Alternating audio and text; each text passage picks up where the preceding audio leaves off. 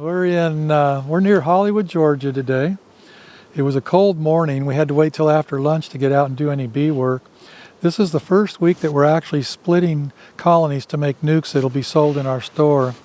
We'll be doing it for a month. Every week we'll be doing a round of about 150, maybe a little more. And then after that we'll continue splitting, but we'll be using our queen cells. And those splits will be for us later in the summer for sourwood production to replace colonies that got sold and perhaps a few dead outs over the winter. Anyway, these bees got equalized down to about 5 frames of brood perhaps 3 weeks ago, and I'm quite sure that they've built up much bigger than that at this point. Don't know quite what to expect. We'll see in a minute. I'm going to push them back down to 6 frames of brood because the honey flow is going to start probably around 3 weeks in this location. Normally it would be 4 weeks from now, but I think we're going to run about a week early this year.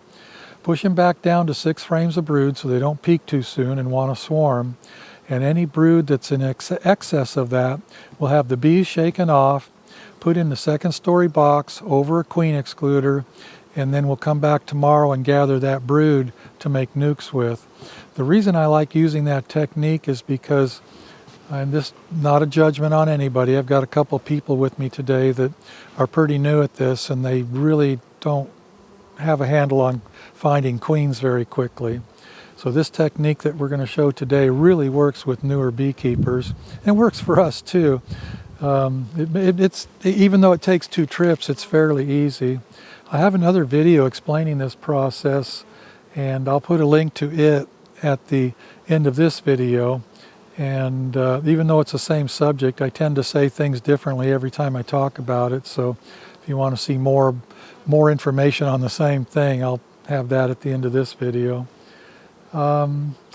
These colonies were fed the last time they were looked at, so I don't think we're going to see any starving issues or food issues.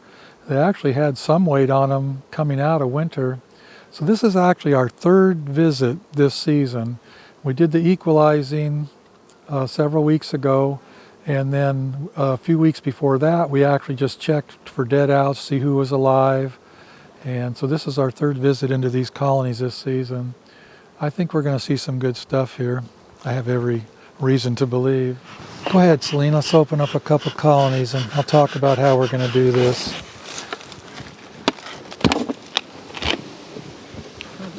Always look at the lid too to make sure the queen's not on there. We're going to have plenty of bees in this yard for making splits with. I like to, so Selena, I'm just going to recommend to you how I would suggest doing it. And then if you change a little as you move through the yard, that's okay. But I would put the lid right next to me, like right there. First thing we got to do is make sure there's no cells. You got to look for cells. And you know, unlike those singles we were working last week,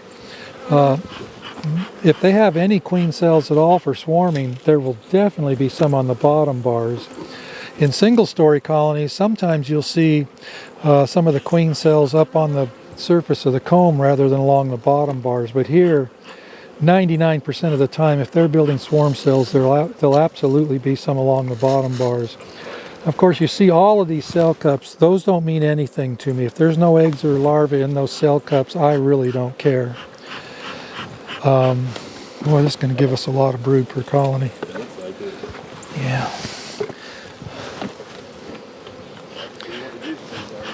Well, yeah, what she's doing is good. One nice thing about these black feeders that they're built at kind of an angle. They're really the easiest thing to get out of the colony first because they're kind of not exactly a wedge, but they're narrower at the bottom. So they got this lip that the hive tool goes under, so it's really easy to get these out first and then work your way across the colony. I'll just hold on to it for a moment. First thing I want to do is figure out what's in these as far as brood. That's loaded with pollen, so I'm probably going to hit brood right away. Yeah, and I'm not even going to look at the next 3 frames. I know that that's got brood all over it. Not only can I see it from looking down through the top bars, but it's really likely that they'll be brood. You got to get in the habit, Oscar, of not trying to look at every single frame. If you know there's no swarm cells, you don't have to look at every frame. And that's loaded too. So I've already got 1, 2, 3, 4, 5 frames of brood. Mine aren't great frames of brood. That's 6. They're pretty what? Okay, so most of your brood's going to be in that top box right there. Now I want you to look at something else that's going on here. This yard is not all of our bees. Some of these queens are genetics left over from places I had queens in the past. You're going to notice a difference in the temperament. I can already see a difference in the temperament. They're not mean, but they're not like the Caucasians that are so gentle. So you almost, yeah, and it's not exactly, I mean, it's cool. It's not the perfect day for working bees. So I like to keep the smoker right between my knees so it's right there. Almost every frame or two, you kind of got to give them a little puff just to keep them under control. That's pollen. So we got 6 frames of bees here, or 6 frames of brood. I think I'm going to push it to 7. I think we got too much. We still got the same problem, John. We still have. We got too much brood. Yeah. So 6 is a safe bet, kind of to keep them from swarming before the flow starts. 7 would be pushing it a little bit. If we put 7 frames of brood in the bottom, we're going to need to come back in a couple weeks and reshuffle all the brood back into the bottom box to keep creating that empty feeling above the initial brood nest. And if we do that in like 2 weeks, and at that time give them a honey super, I think we'll probably keep them under control. Plus, it's going to be tricky to keep them from starving too. My box wasn't exactly. Yeah, mine was pretty light too. Yeah, so so these colonies will get not only a bottom feeder, but they're going to get a 2-gallon bucket too, and that I know that'll hold them for 2 weeks. Okay. So let's go for 7 frames of brood, Selena. 7 in the bottom. Let's put the black feeder in the top, and 7 frames of brood. The rest pollen or food, and then we're going to shake all the rest of the frames off into the bottom box. That's where these tubs are going to come in quite nice. We'll be past the explanation phase in a minute, and then we can all dive in.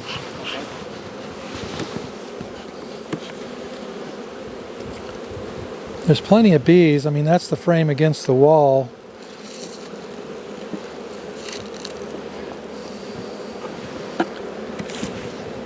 Now, as we're shaking frames, glance for the queen. If you see the queen and you put her in the bottom box, we're done shaking. Right. The idea is just to make sure that the queen is in the bottom box for sure.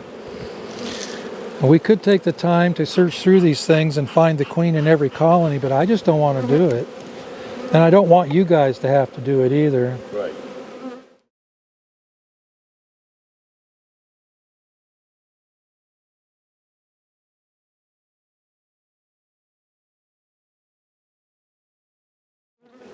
So that's a nice frame of brood. You can see there's a lot of Italian influence in these colonies. Italian doesn't mean that's not what makes them feisty. These bees are just average. I mean, there's nothing really fierce or mean about these. They're just kind of average in my view.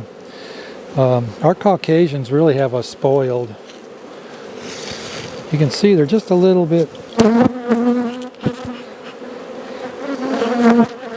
Plus, once we get to shaking, that's really going to get them going.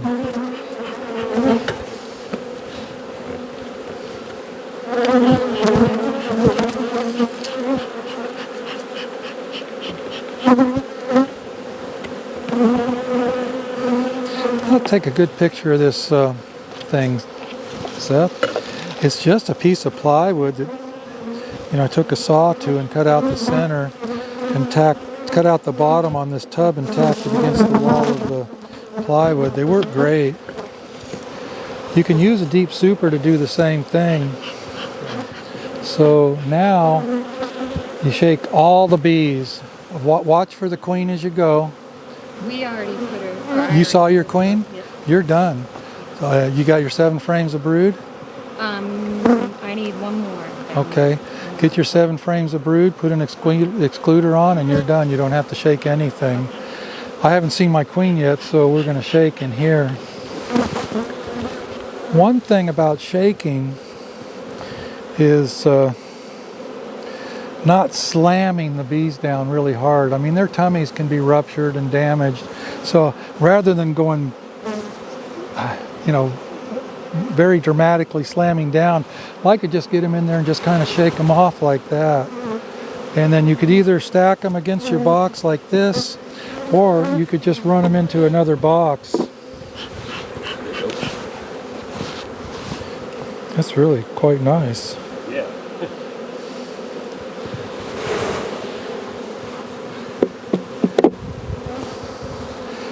I trust him finding queens more than I trust myself. He's better at it than I am.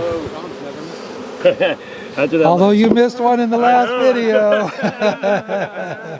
That wouldn't, yeah. Have you seen that video yet, John? Yes, I saw part of it, but I didn't get to that part. I was glancing through the house real quick, and I didn't see that exact part. But yeah, I'm kind of going. I've been waiting for my opportunity to tease you about it. But it doesn't happen. Happens to everybody, John. Happens to the best of us. It's on camera. Yeah, when we're, and I even said in that video, I was bragging on you. I said I'm really impressed with how John finds queens. Yeah. And then there goes a queen.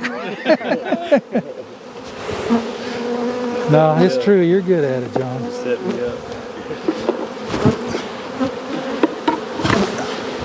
You got to watch for the queen on the box too. She could easily be on the wall of the box. So now, kind of smoke the bees down a little bit. Get them in there. Put an excluder on. If you're not sure, you haven't seen the queen, you even want to shake the lid too. So 98% chance she's in there. Stuff happens, she could have got lost, something could have went wrong, but odds are the queen's in there, and these 4 frames of brood will be, it'll just take seconds to take them out tomorrow and make a nuke out of them.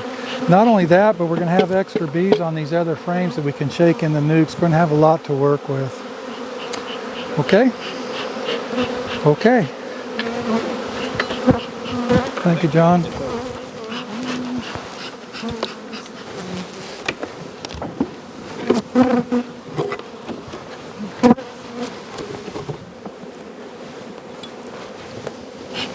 Yeah, this single's got 7 broods.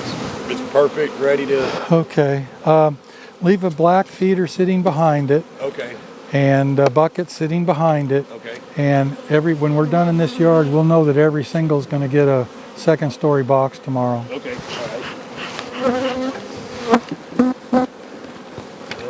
Yeah, it's perfect. This is another interesting point. These 2 colonies that are more Caucasian are definitely behind those Italians by at least a week. Do you notice that? I only found 4 frames of brood. I'm sure there's plenty up here, but this colony is going to have 1 or 2 frames of brood less than those Italians, and that's normal for these colonies. I actually prefer it that way. Now that we don't migrate south at all, I kind of like the bees to build up a week or 2 later. You like the tub, Selena? Works pretty slick, don't it? You're getting lucky. No, I'm not. You're skillful. I'm not going to call it luck. You got a good eye. Tried that the other day, and she quit finding them. That's how it works. Yes, the moment you brag about it, it deal's over. Gotta stay humble. Gotta stay humble.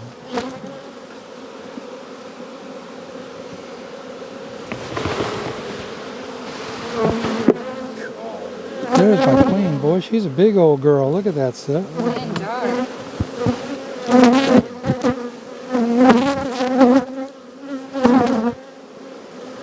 Nice queen. Yeah. Give it a second or 2. Yeah, what a difference between that colony and that colony.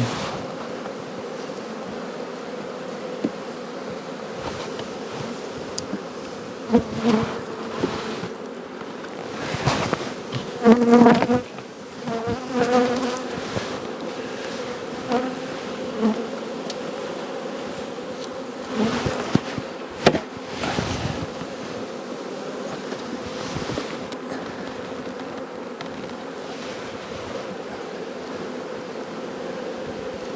what do I got here? 1, 2, 3, 4. Okay.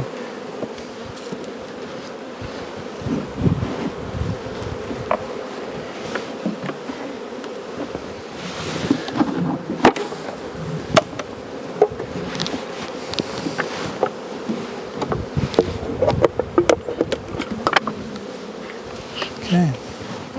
Okay, Seth. That frame that has the frame fixer, that ear fixer on the end. Yes, sir. Let's not use that as a nuke material. There's nothing wrong with it. I mean, it's just as good as any other frame. But Yeah. if a newer beekeeper gets that in their nuke, they might think we gave them some junk, and I don't want that to be the case. Yeah, I got you. Yeah. Well, Oscar, looks like you got a few bees in that box. Good colony. It's a good one, yeah. We got around to painting our black buckets white so they don't get so hot in the sun. Works good. It's funny, the black buckets are kind of a different plastic than the white ones. I actually prefer them. They're a little more flexible, but they just get too hot in the sun, so we painted them all white. This yard's pretty good. Have a few minor issues. We had 2 that had swarm cells. We've got several that are white dot queens, which means they're from the year before last. That's because this yard, winter before last, I sold probably 2/3 of this yard, and then last summer we repopulated it with some nukes we produced ourselves. So 2/3 of the queens are from last summer, 1/3 are from the summer before. We're just going to mark it in our book as requeening the whole yard. I really like to kind of do that rather than, you know, hodgepodge across the yard. I'd rather just requeen the whole thing and then we know what's going on. And we will accomplish that this summer one way or another. His colony had a little bit of a spotty brood pattern, had a white dot queen.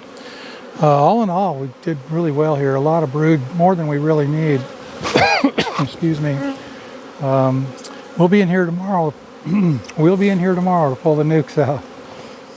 Look at this really light yellow pollen coming in. I see one every once in a while. I think it might be pine. Look at the pine trees. They're starting to do their thing. And this colony's bringing it in pretty good over here, Seth.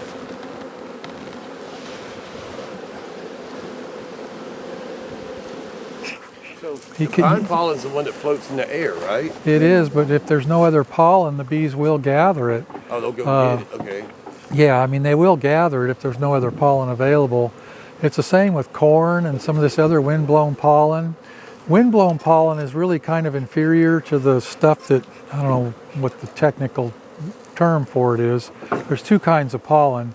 Some of it's windblown, self-pollinating type of plants, and others rely on the bees to pollinate the plant by pollen sticking to the bee and being carried from flower to flower. That type of pollen, generally, not always, but it's usually more nutritious than the windblown. So the bees know what's better, and they only get the windblown when the good stuff isn't available. Like if we had, I don't know, like good maple pollen is very nutritious, they get it, and that's why they go for it so much. Even though there might be some windblown pollen available at that time, they'll go for the maple because it's much more nutritious, and they know that. Yeah. And this is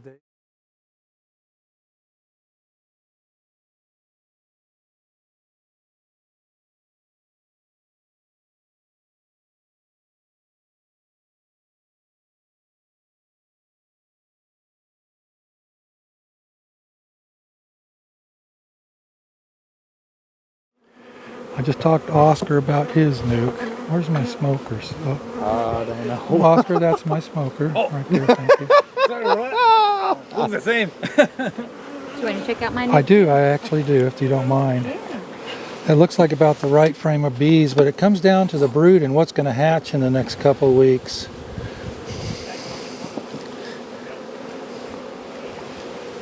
So that's your extra comb, obviously. There are some eggs in there. Yeah, I as do well. see that. So that I Of have course. 2 full frames of brood and then Well, they hatch in 3 weeks.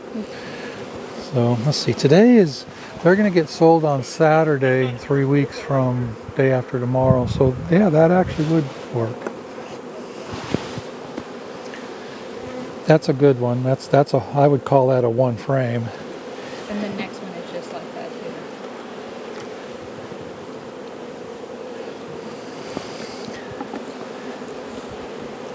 Plenty of bees. Yeah, I'd say you're probably just right, Selena, especially with that. Now, because that's eggs, I put it against the wall, and I put this foundation over here.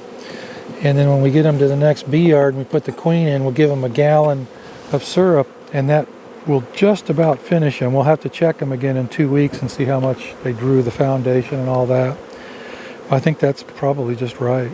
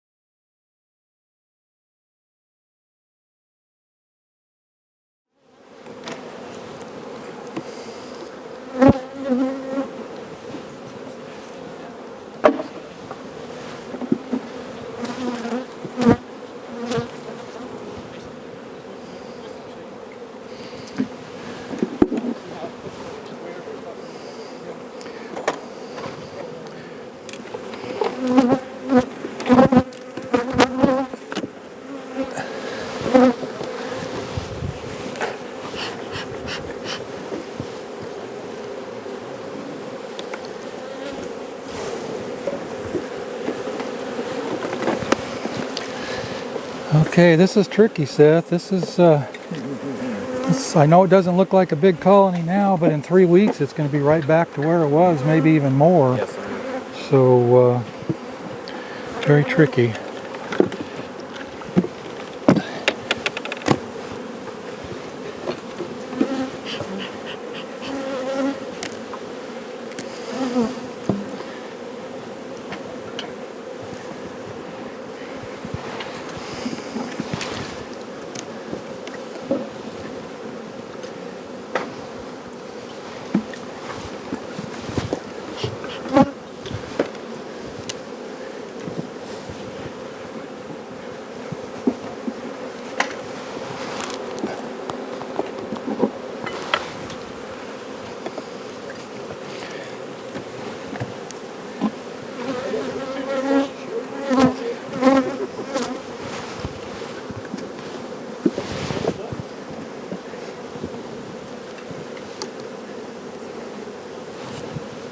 Look at that.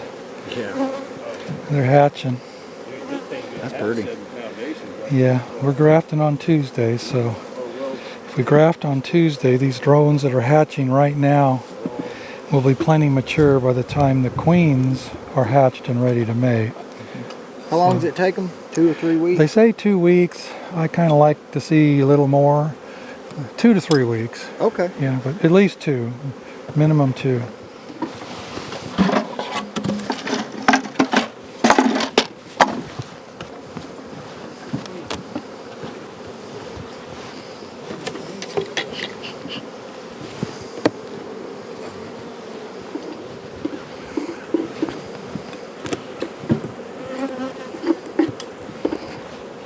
That's what I'm looking for.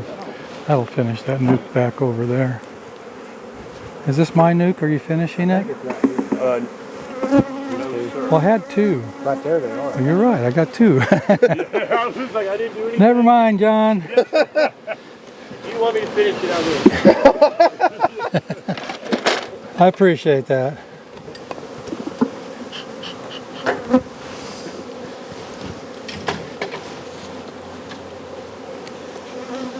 I like that attention to detail there.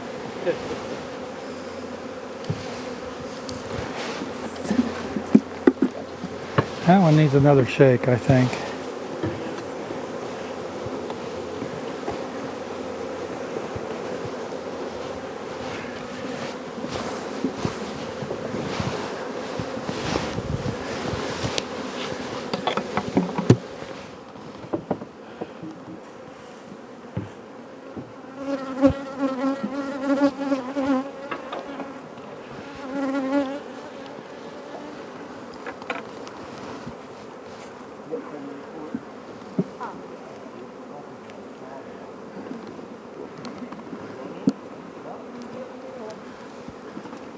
It's a cool day, so these nukes are fine sitting on the truck. If it was a hot day, we'd have to have them in the shade or moving out quickly.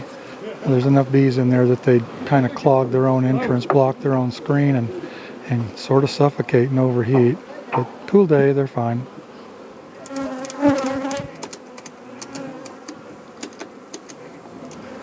I'll make one last walk through and make sure everything's okay. That's exactly right. Never hurts to take one last look before you leave the yard.